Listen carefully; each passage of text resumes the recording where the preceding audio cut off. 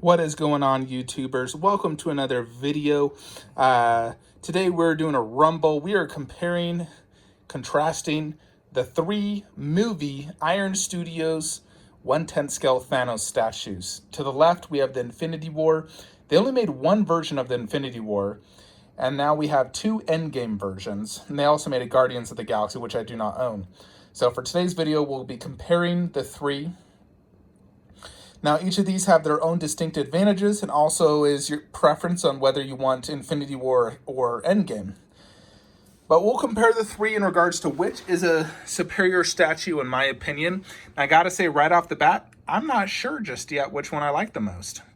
So we're gonna have to really look at this. So first we have the Infinity War. Now this one actually does come with an additional base right there to the left. I have that puttied down though, so I don't want to remove it. But he does come with that additional base to give him extra height, and he does look much better on that. And he actually even comes with, I believe he has an additional base as well, the black base. So he has really like three bases that you display him on. And this is from the scene in Titan where he basically throws the moon at Iron Man. So with that, you got three fireballs basically on the base, him doing that pose. So extremely epic moment in the movie. The base is freaking awesome.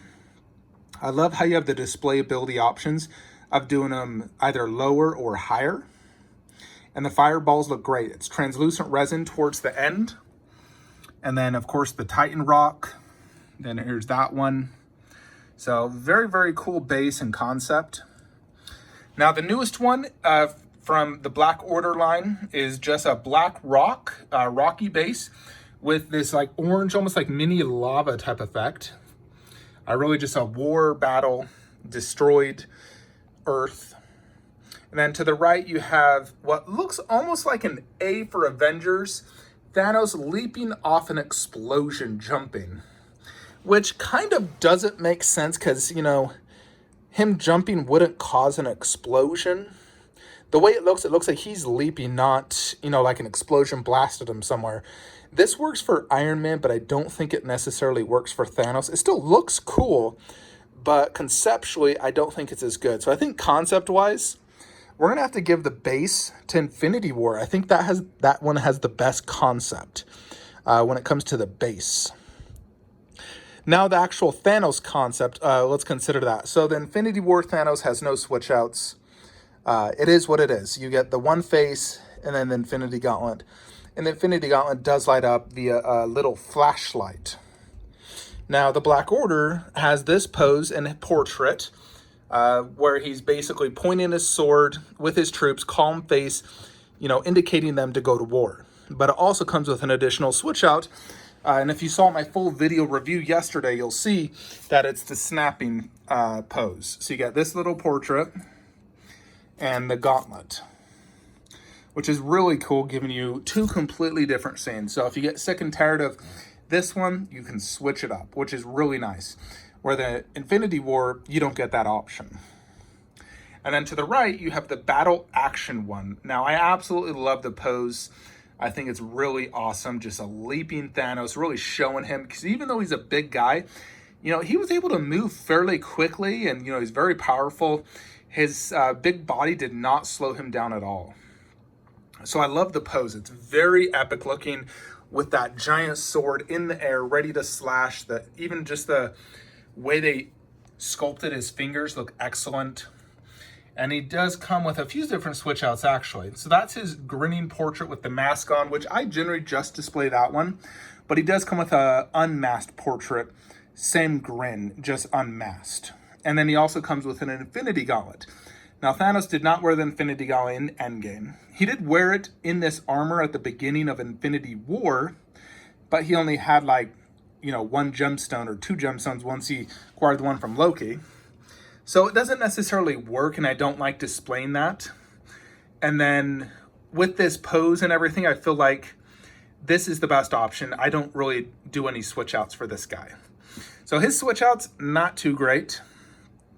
I do appreciate the fact they included him, but overall, that's the best look for him. Now, this guy, I think conceptually, has the best switch outs.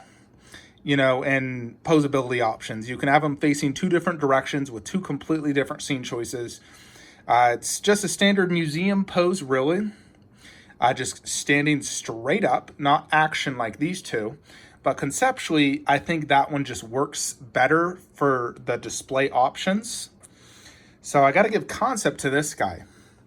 Now, paint and sculpt. Now, they all honestly look identical in paint and sculpt. The armor looks fantastic on all three. This one, as you can see, is more clean, where this one's very battle damaged. So it's really preference on what you prefer. Do you want battle damaged Thanos? Like, look at those shoulder blades, nice and clean.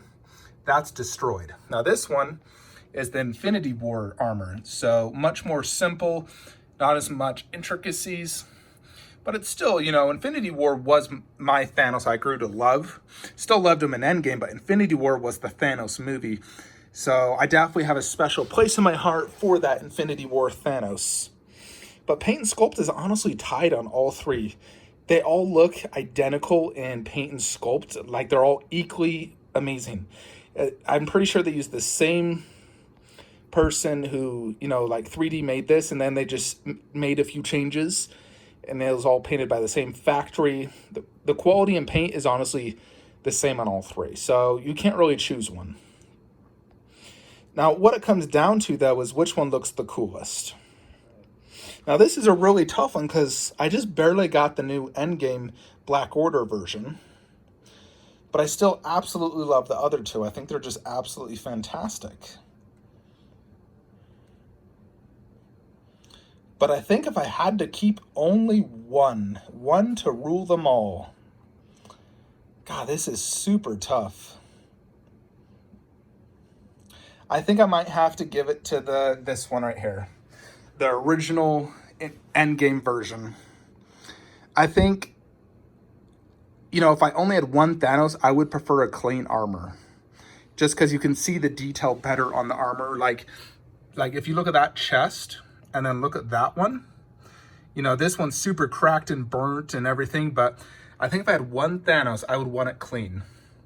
And I just absolutely love that pose, the dynamic flying pose. Definitely has a better base than that guy. And I love the helmet. The helmet really adds a lot to it. I love Thanos with his helmet on. So I think ultimately, this guy is the best 1/10 scale Thanos. However, you really can't go wrong owning any of these. I think they're all absolutely fantastic, and definitely three of my favorite 1/10 scale statues I own. Thanos has much bigger presence than your little Avenger pieces. He's double the girth and size, better paint and detail. If you compare him to the Avengers, he's just much bigger, much more detailed, and just looks better. So you really can't go wrong with any of them. But like I said, if I had to pick, I would go with this one. And then between these two, it's really just a tie. They're both so amazing. They're all absolutely fantastic statues, and they look great together, honestly. If you wanted to display it like this, although I'd probably do the action one in the middle, and then the other one on the right side to really showcase, his transformation in essence. But overall, absolutely love these guys. Iron Studio kills it with these 1/10s. Now, granted, the prices have been increasing as of late, but it's still much more affordable than your 1/4 from Sideshow or Prime One, where they're charging $750 to $1,000 for a 1/4 scale statue, and 1/3's costing $1,200 to $1,600. So, when times are getting tough, economy's down, you're on a budget, but you still want to collect a statue, I think 1/10s are really the way to go, especially for space and money. They really do save a lot, but you still get an awesome little statue with as much good detail and paint job as a Sideshow 1/4 in reality. So definitely good options for those people on budgets and really looking to save on space. Anyways, let me know your thoughts and comments below. Hope you all enjoyed this video. Like, comment, subscribe. Have a great day.